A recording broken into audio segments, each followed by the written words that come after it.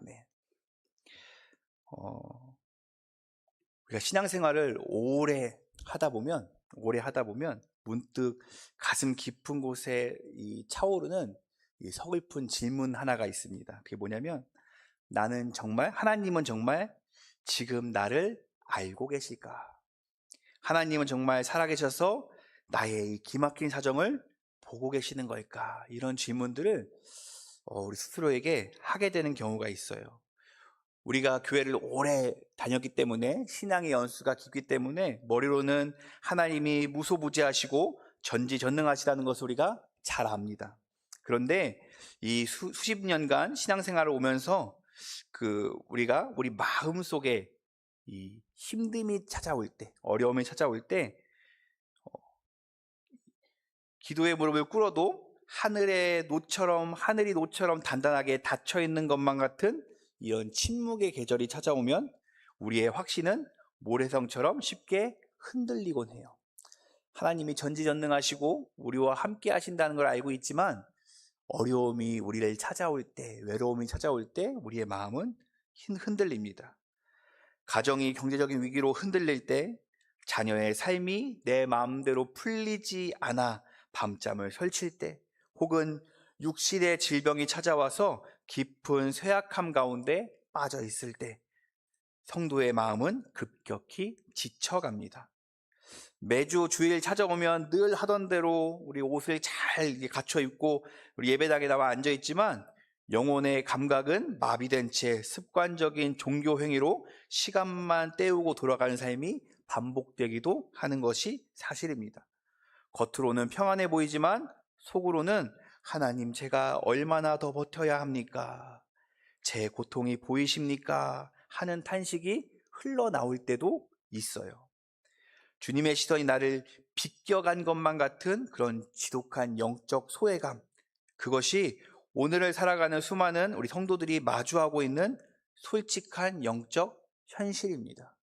내가 무단히 하나님을 찾고 있지만 하나님이 나에게서 등을 돌리고 있는 것만 같은 그러한 우리 영적 현실을 우리가 마주할 때가 있다는 것입니다. 오늘 본문에 등장하는 한 사람, 나다네엘 역시 바로 그러한 깊은 회의와 영적 침체 속에서 하루를 보내던 사람이었습니다. 어느 날 그의 절친한 친구였던 빌립이 흥분된 목소리로 찾아와서 숨을 헐떡거리며 말합니다. 우리가 그동안 율법에서 그토록 얘기했던, 기다리던 선지자, 예언했던 그 메시아를 드디어 만났다. 그분이 바로 요셉의 아들 나사렛 예수시다. 이렇게 이야기합니다. 빌립의 얼굴은 온통 감격으로 물들어 있었습니다. 드디어 민족의 서러움이 끝나고 자신들의 인생의 빛이 찾아왔다는 확신에 찬 외침이었습니다. 그러나 이 기쁜 소식을 들은 나다네엘의 반응은 차가웠어요. 그는 냉소적인 말투로 빌립의 말을 잘라버립니다. 오늘 말씀에 보니까 무엇이라고 얘기합니까?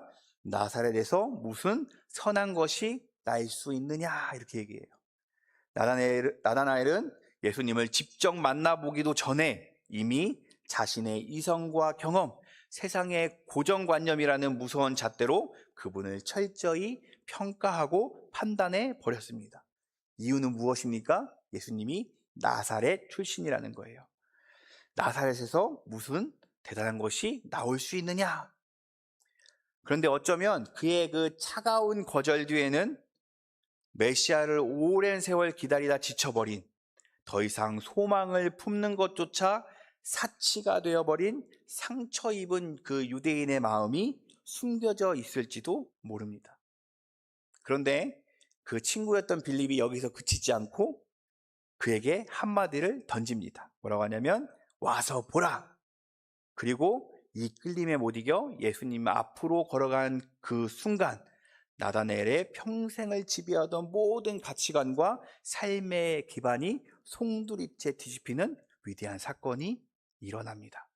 그것이 무엇이냐? 예수님이 나다네엘을 보자마자, 예수님께로 걸어오는 나다네엘을 보자마자 예수님께서 이렇게 선포하십니다. 오늘 말씀의 47절입니다. 예수께서 나다나엘이 자기에게 오시는 것을 보시고 그를 가리켜 이르시되 보라 이는 참으로 이스라엘 사람이라 그 속에 간사함이 없도다. 예수님께서 이렇게 말씀하시는 것이 참으로 기묘합니다. 이유는 뭐냐면 나다나엘과 예수님이 전부터 알고 지내던 사이가 아니라 오늘 처음 만났어요. 어떤 사람인지 전혀 모르는데 나다나엘이 어떤 가문에서 자라 어떤 성품을 지녔는지도 예수님께 귀뜸해 준 사람도 없었는데 예수님은 나다나엘을 보자마자 그의 전생애를 다 살아보신 분처럼 그의 내면을 정확하게 꿰뚫어 말씀하십니다. 그 속에 간사한 것이 없다. 이 말씀은 나다나엘이 죄를 전혀 짓지 않는 완벽한 의인이란 말이 아닙니다. 그의 중심이 하나님 앞에서 거짓이 없고 비록 냉소와 좌절에 빠져 있을지언정 메시아를 갈망하고 있는 그 갈망만큼은 순수했다는 그의 마음의 중심을 인정해 주시는 말씀이었어요. 주님은 나다나엘의 직업이 무엇인지 묻지 않으셨습니다. 그가 얼마나 대단한 가문에서 태어났는지, 그가 가진 재산이 얼만큼인지, 그가 사회적으로 어떠한 영향력을 갖고 있는지 예수님은 관심 없으셨어요. 오직 세상 사람들이 주목하지 않는 그의 보이지 않는 중심, 그 영혼의 정직함, 그것을 예수님께서는 가장 먼저 보셨습니다. 우리가 살아가는 이 세상은 어떻습니까? 철저하게 겉모습과 조건으로 사람을 평가합니다. 어느 대학을 나왔는지, 어느 동네에 몇 평짜리에 살고 있는지, 직함은 무엇인지, 수입은 어떤지, 그러한 세상적인 가치관 가지고 사람의 가치를 매깁니다. 불행하게도 이러한 세상의 기준은 교회의 문턱을 넘어 우리 신앙 공동체 안까지 침투해 들어올 때가 있어요. 그래서 우리는 자꾸만 하나님 앞에서도 세상의 화려한 옷을 입고 서려고 애를 씁니다. 나의 성공, 나의 의로움, 나의 헌신을 포장하여 하나님 앞에 내어 보이고 싶어 합니다. 그러나 우리 하나님은 우리의 얄팍한 겉포장에 속으시는 분이 아니세요. 사무엘상 16장 7절에 말씀하신 것처럼 사람은 외모를 보거니와 나 여호와는 중심을 보십니다. 주님은 오늘도 우리 예배당에 앉아있는 우리의 외적인 직분이나 화려한 경력을 보시는 것이 아니라 아무도 보지 않는 골방에서 흘리는 우리의 정직한 눈물, 겉으로는 거룩한 척하지만 속으로는 죄와 싸우며 아파하는 우리의 찢겨진 중심을 보고 계십니다. 주님이 나의 본질을 이미 알고 계신다는 이 사실은 세상의 기준에 맞춰 사느라 지쳐버린 우리 성도들에게 최고의 자유함과 위로를 선사합니다. 주님 앞에서는 더 이상 잘난 척 할 필요도 없고 무엇인가 가장할 필요도 없습니다. 그냥 있는 모습 그대로, 상한 심령 그대로 나아가도 주님은 우리의 중심을 용납하시고 품어주시기 때문에 그렇습니다. 예수님의 이런 갑작스러운 통찰에 대한 나다나엘이 눈을 크게 뜨며 묻습니다. 예수님, 저를 어떻게 아십니까? 우리 언제 만난 적 있습니까? 나다나엘의 이 질문에, 이 지극히 당연한 이 질문에 예수님께서는 나다나엘의 온몸에 소름 돋을 만한, 그리고 그의 영혼을 완전히 무너뜨리는 웅장한 대답을 들려주십니다. 48절의 후반절 말씀입니다. 빌립이 너를 부르기 전에 내가 무화과 나무 아래에 있을 때에 너를 보았다. 저는 감히 이 말씀이, 이 구절이 요한복음 전체를 관통하는 핵심이자 우리 신앙의 가장 위대한 선언이라고 생각합니다. 예수님의 대답을 가만히 묵상해 보기를 바랍니다. 주님은 이렇게 말씀하시지 않았습니다. 네가 빌립의 말을 전해 듣고 나에게 걸어올 때에 비로소 보았다. 혹은 네가 나를 메시아로 믿기 시작했을 때부터 너를 주목했다. 아니면 네가 앞으로 나의 위대한 제자가 될 자격이 있는 것 같아서 그때부터 너를 지켜보았다. 주님은 그런 조건부 시선을 말씀하지 않으셨어요. 주님의 말씀하신 시점은 언제입니까? 빌립이 너를 부르기 전에. 예수님은 나다나엘을, 그 친구 빌립이 나다나엘을 부르기 전부터 알고 계셨다라고 이야기합니다. 이것이 무엇을 의미합니까? 나다나엘이 예수님의 그 이름을 듣기 전에, 그가 주님을 만나기 위해 첫걸음을 떼기도 전에, 아니 그가 예수님을 향해 나사렛에서 무슨 선한 것이 날 수 있느냐라고 냉소적인 비판을 쏟아내고 있던 바로 그 순간에도 예수님의 불꽃 같은 눈동자는 이미 나다나엘을 향해 고정되고 있었다는 사실입니다. 나다나엘은 자기가 친구 빌립의 전도를 받아서 주도적으로 예수님을 만나러 간 줄 알고 있습니다. 자신이 고민하고 자신이 결단해서 예수님 앞에 나아간 줄 알았어요. 그러나 실상은 달랐습니다. 그가 움직이기 훨씬 전부터 주님이 시선이 그를 먼저 찾았고 주님의 은혜가 먼저 그를 덮고 있었던 것입니다. 우리의 신앙도 마찬가지예요. 네, 우리 노인자 장로님께서 우리 두 번이 앞서 이제 예배 시간에 말씀해 주셨는데, 우리의 신앙은 우리의 열심으로 하나님을 찾아가는 것이 아니라 이미 우리를 만나 주신 그 하나님을 발견하는 거예요. 우리는 종교적인 열심을 얘기할 때 내가 하나님을 뜨겁게 만났다고 간증합니다. 내가 철야 기도를 하고 내가 금식을 하고 내가 눈물로 부르짖어서 마침내 숨어 계셨던 하나님을 찾아내어서 응답을 받아냈다고 생각을 합니다. 그러나 그것은 신앙의 거대한 착각입니다. 기독교는 인간이 돌을 닦아 신을 찾아 올라가는 종교가 아닙니다. 기독교의 복음은 하나님이 먼저 인간의 역사 속으로 나의 비참한 삶의 한복판으로 뚫고 내려오신 이야기입니다.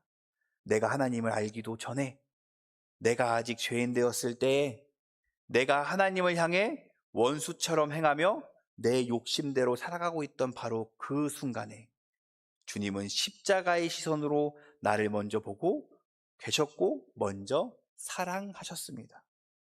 신앙의 출발점은 결코 나의 결단이나 열심이 아닙니다. 오직 나를 먼저 찾아와 바라보시는 하나님의 압도적인 은혜가 신앙의 진짜 시작인 것입니다. 그렇다면 예수님께서 말씀하신 네가 무화과나무 아래에 있을 때라는 말은 도대체 무슨 뜻일까요? 당시 유대 사회에서 무화과나무는 잎이 넓고 무성하여서 뜨거운 햇볕을 피할 수 있는 좋은 그늘을 만들어 주었다고 합니다. 그래서 많은 경건한 유대인들이 그 나무 그늘 아래 들어가 조용히 토라를 묵상하고 이스라엘의 회복과 메시아의 도래를 구하며 비밀스럽게 기도하곤 하였습니다. 나다나엘 역시 그 무화과나무 아래에서 자신만의 깊은 영적 씨름을 하고 있었을 것입니다. 나라를 잃은 백성의 서름, 도무지 정의가 보이지 않는 캄캄한 현실, 그리고 개인적인 삶의 무게와 풀리지 않는 영혼의 갈증을 쏟아내며 외롭게 하나님을 부르고 있었을 것입니다. 여기서 주목해야 할 가장 중요한 영적 사실은 무화과나무 아래라는 공간은 오직 나다나엘 자신만 아는 비밀스러운 장소이자 아무도 보지 않은 고독의 시간이었다는 점입니다. 거기에는 그의 나다나엘의 부모도 없었고 친한 친구 빌립도 없었습니다. 오직 자기 혼자 고통을 삼키며 눈물 흘리던 자의 자리였습니다. 그런데 예수님이 선언하신 거예요.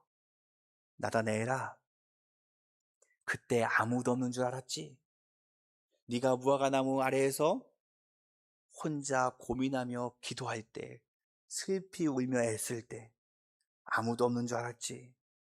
나는 네 곁에 있었고 너의 중심의 신음을 다 듣고 있었다. 이 한마디에 나다나엘은 완전히 무너집니다. 자신의 가장 깊은 비밀과 고독을 공유하고 계신 분, 그분이 바로 눈앞에 예수님이라는 사실을 깨달았을 때 나다나엘이 어떻게 고백합니까? 당신은 하나님의 아들이시오 이스라엘의 임금이로소이다 라는 위대한 신앙의 고백을 터뜨리게 됩니다.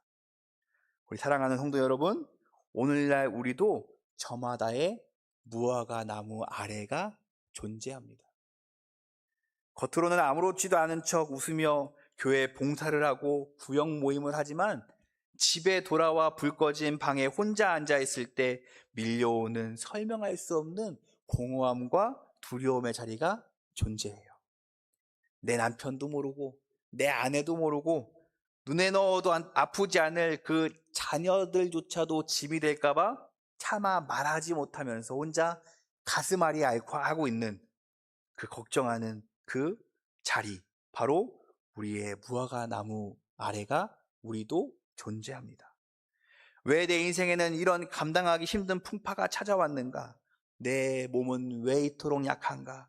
하나님은 대체 어디서 무엇하고 계신가?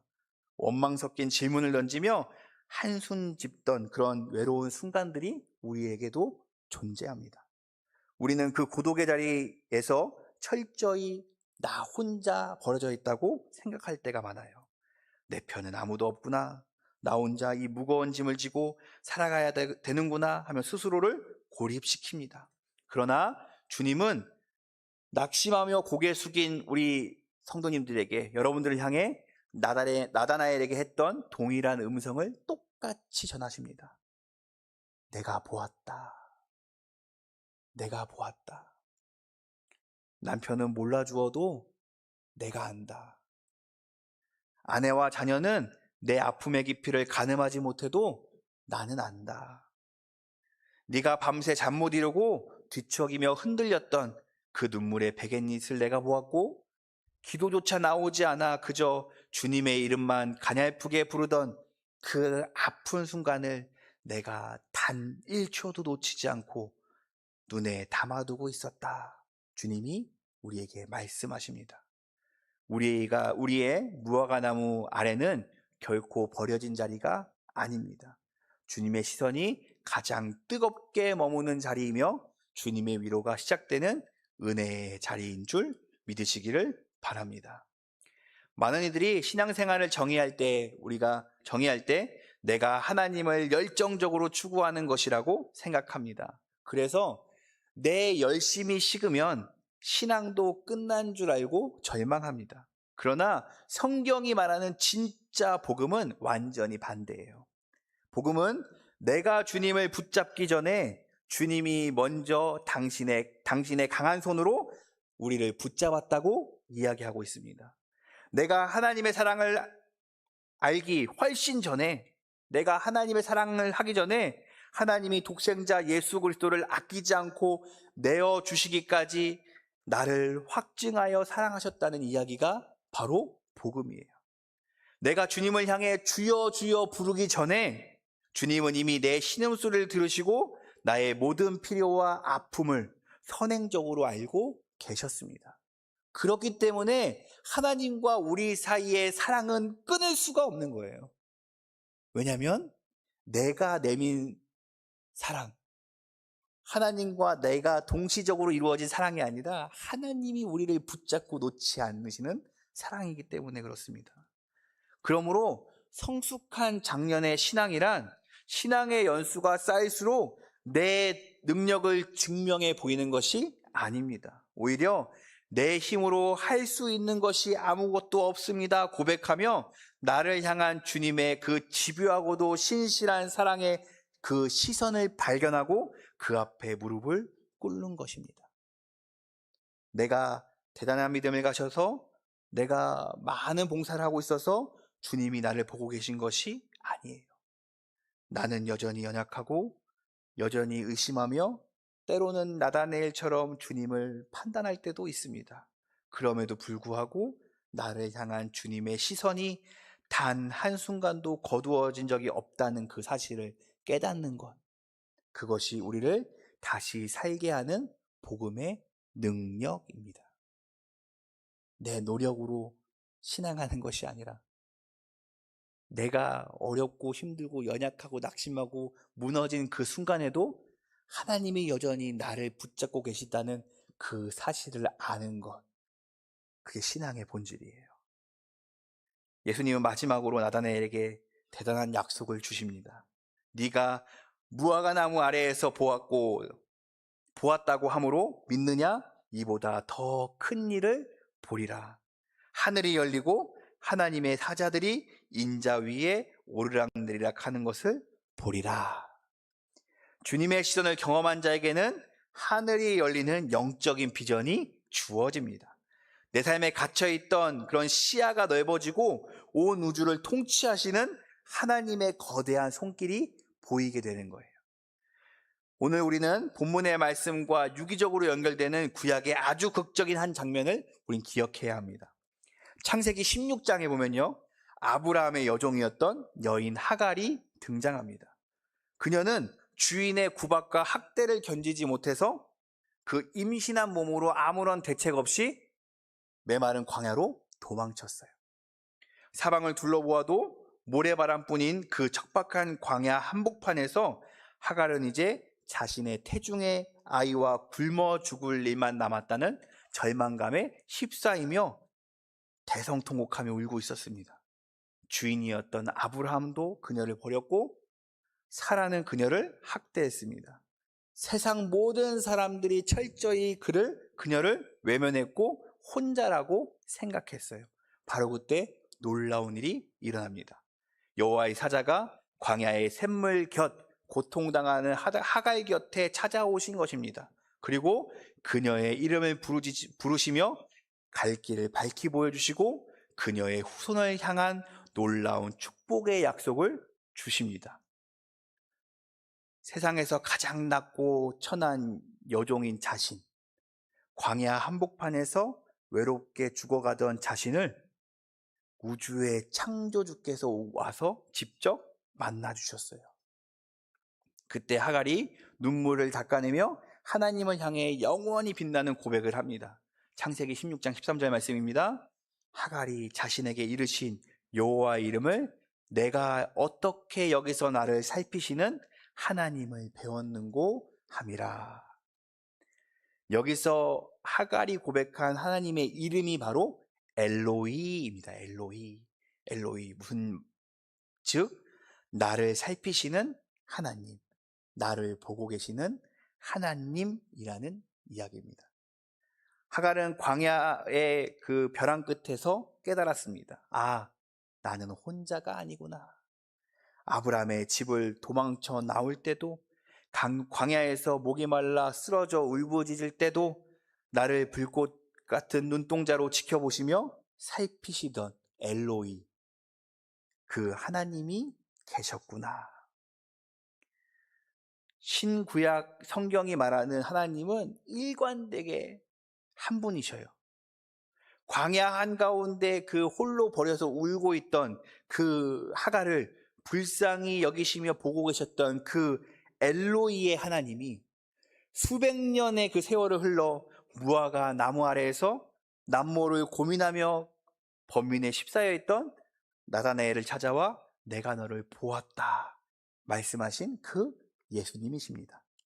그리고 나다나엘에게 찾아가 내가 너를 보았다 라고 하신 그 예수님께서 또 몇천 년을 흘러 오늘 우리 앞에서 말씀하십니다. 내가 너를 보았다. 아무도 인정해주지 않고 아무도 바라보지 않고 그저 나 홀로 외로워 있는 그 무화과 나무 아래에서 예수님께서 우리에게 말씀하십니다. 내가 너를 보았다. 하나님은 결코 우리를 멀리서 구경만 하시는 분이 아닙니다. 내 인생의 가장 어둡고 처절한 골짜기를 지날 때, 내가 가장 외로워 눈물을 흘리던 그 순간에도 주님은 나를 단 한순간도 놓치지 않고 주목하고 계셨습니다. 그러므로 오늘 이 시간 이후로는 우리의 믿음의 고백이 바뀌어야 합니다. 매달리듯 하나님 제발 멀리 계시지 마시고 저 좀 봐주세요. 제 고통 좀 알아주세요. 라고 애걸하는 신앙의 소리는 벗어나야 돼요. 이제는 눈을 들어 나를 향한 주님의 시선을 마주하시길 바랍니다. 그리고 이렇게 감격함으로 고백하시기를 바랍니다. 하나님, 제가 외로운 광야인 줄 알았는데 저 혼자 버려진 무화과 나무 아래에 있는 줄 알았는데 이미 주님이 나를 먼저 보고 계셨군요. 엘로이 하나님, 참으로 감사합니다. 우리는 다 부모이기 때문에 이 하나님의 마음을 간접적으로 우리가 알 수 있어요. 우리가 자녀들을 대할 때 어떻게 대합니까? 자녀가 엄마, 아빠를 불러줄 때까지 어떻게 해요? 기다립니다. 때로는 자녀가 혼자 고민할 때도 있어요. 그쵸? 우리 자녀들이 하면 안 되는데, 이 부모의 마음을 찢어 놓는 말이 있죠. 무슨 말입니까? 엄마, 내 엄마 맞아? 아빠, 내 아빠 맞아? 나 엄마 딸 맞아? 엄마 아들 맞아? 왜 이 이야기 하는 거예요? 왜 이 이야기를 부모의 가슴을 찢어놓는 이야기를 왜 하는 거예요? 본인이 생각할 때는 엄마 아빠가 해주는 게 없는 것 같거든요. 누가 하는 이야기입니까? 혹 내가 하나님께 하고 있는 이야기는 아니셨나요? 하나님 계신 거 맞나요? 하나님 살아 계신 거 맞나요? 저 보고 계신 거 맞나요? 하나님 하나님이신 거 맞나요? 하나님 어디 계셨어요? 마치 부모의 마음을 찢어놓는 그 자녀의 말처럼 우리도 하나님께 그렇게 부르짖고 있지는 않았는지. 근데 자녀들이 그렇게 부르짖을 때 부모 마음은 어때요? 속이 타들어가죠. 썩어가죠. 아이고 이놈아, 엄마 이 가슴속에 네가 들어왔다 나가봐라. 다들 그런 심정 하나씩은 경험하시면서 자녀를 키우시지 않으셨습니까? 하나님도 똑같아요. 하나님도 여전히 우리가 자녀를 대했던 그 부모의 심정으로 여전히 우리를 바라보고 계십니다. 자녀가 세상에 태어나서 자녀가 부모를 보는 게 아니고 부모가 자녀를 먼저 내 아들, 내 딸, 내 자녀라고 먼저 인식하고 품에 안는 것처럼 하나님도 우리가 그 하나님을 먼저 인식하기 전에 하나님이 우리를 먼저 자녀 삼으시고 찾아오시고 우리를 그 품에 품으셨다는 사실을 기억하시기를 바랍니다. 이 사실을 온전히 신뢰할 때 우리의 상한 심령에 하늘의 평강이 임할 것입니다. 나를 보시는 주님의 시선 안에서 참된 위로를 얻고 이번 한 주간도 내 삶의 어떠한 형편 속에서도 낙심하지 않으며 엘로이의 주님과 동행하며 당당히 승리하며 살아가시는 저와 모든 우리 용영교회 성도님들 되시기를 주님의 이름으로 간절히 축원합니다. 기도하겠습니다. 사랑과 은혜가 풍성하신 엘로이의 하나님 아버지, 오늘 주신 말씀 앞에서 우리의 메마르고 상한 심령이 다시 한번 감사의 눈물로 채워지기를 소망합니다. 주님, 내가 하나님을 알기 전부터, 내가 주님을 찾기 전부터 나를 먼저 사랑하셨고 내 전생애를 지켜보고 계셨던 그 크신 은혜를 감사드립니다. 이제는 내 힘으로 주님을 찾아 헤매는 신앙이 아니라 나를 향해 불꽃 같은 눈동자로 고정되어 있는 그 든든한 사랑의 시선을 의지하며 살아가게 하여 주시옵소서. 이 자리에 모인 우리 모든 우리 용영교회 성도들의 가정과 일터, 그리고 차마 사람에게는 말하지 못하는 그 은밀한 기도 제목들 위에 내가 너를 보았다 하시는 주님의 그 뜨거운 위로와 치료의 광선이 임하게 하여 주옵소서. 세상이 우리를 알아주지 않아도 나를 알아주시는 주님 한 분만으로 만족하며 세상 속에서 당당히 믿음으로 승리케 하여 주시옵소서. 이제는 우리 주 예수 그리스도의 은혜와 하나님의 무한하신 사랑하심과 성령님의 감동하시고 감화하시고 위로하시고 교통하심이 엘로이의 하나님, 나를 살피시고 지켜보시는 그 하나님만으로 만족하며 그분께 위로를 얻으며 세상을 당당히 승리하며 나아가기를 소망하는 우리 모든 용영교회 머리 위에, 그들의 가정과 삶과 일터 위에, 그들의 자녀들의 삶 위에 이제로부터 영원토록 함께 하시기를 간절히 축원하옵나이다. 아멘.